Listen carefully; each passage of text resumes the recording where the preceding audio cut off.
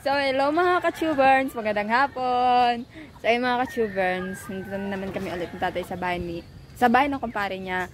Kasi nga, kasi mga ka-tuberns, so, super boring mga ka-tuberns. Kasi alam nyo, blackout sa amin dito ngayon. Kanina pang umaga mga ka-tuberns, mga 6 yata. Tapos magbalik yung kuryente, mamaya din mga 6. So, ano siya. Ewan, ilang oras siya nung balik. Kaya, nagpag-isipan ni tatay na mag-harvest muna kami kasi wala kaming gagawin. Boring kasi. Kaya mag-harvest kami para may i-vlog din kami. Ma-post kami mamaya pag magbalik na yung kuryente. Kaya mag-harvest kami ngayon mga ka-tuberns. Actually, si tatay, galing siya sa kanyang doon sa isang piso wifi niya. Nag-wiring siya ng kanyang piso wifi. Tapos ngayon, dito na kami. Mag-harvest na kami mga ka-tuberns. Saan doon si tatay? Ano siya? Ano ba yan?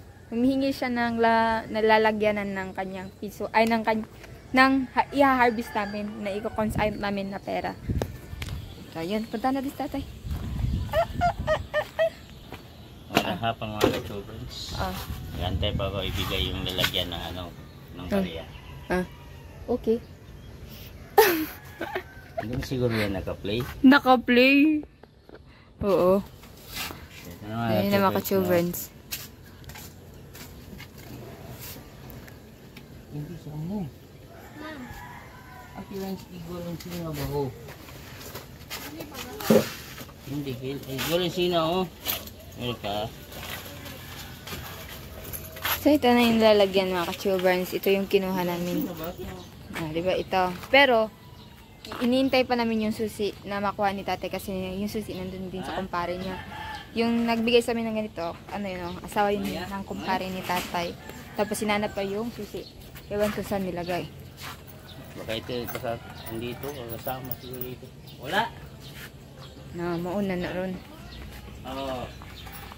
Oh. Napakainit mga ka-tuberns. Tapos boring pa kasi blackout. Wow, nice view. Alright, nandito na yung susi mga ka-tuberns. Kaya tara. Ay na. Tapos tayo ngayon.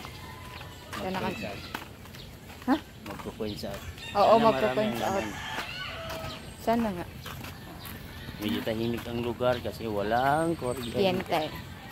Walang video. Walang nagbe-video kay mga ka-tuberns. Ha? Hindi pang susi. Parang hindi daw mga ka-tuberns. Dami kasing susi. Sana isa dito.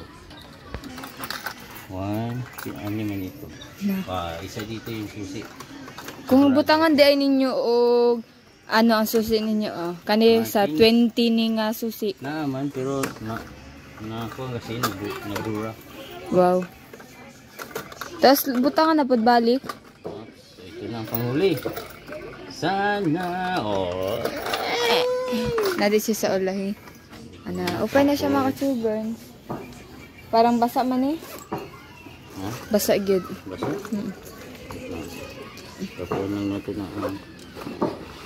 Tignan natin kung marami ba ang laman. Katulad kahapon. 1 month ni dere. 1 month. Oops. Bukas na siya. Wait lang. Ito. Tapos dyan natin.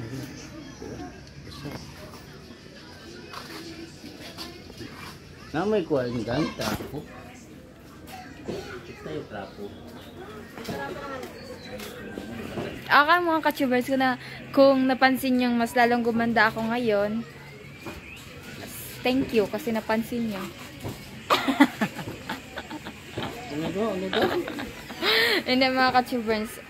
Diba tingnan nyo may itim siya kasi nagpa-black ako mga ka-tuberns.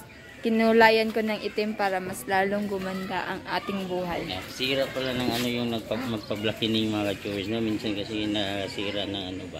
Hindi, nakakasira ng nakagadahan. Pero kayo nang humusga mga ka-tuberns kung si Jenny maganda pa talaga o hindi. Ayan. Hala.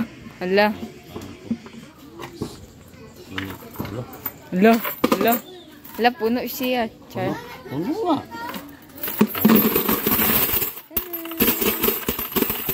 Dami mga ka-tubers. Mga tubers, no? So, Yun din siya.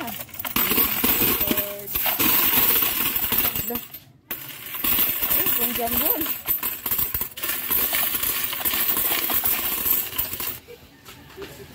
So, ito yung na-harvest namin ngayon mga ka-tubers.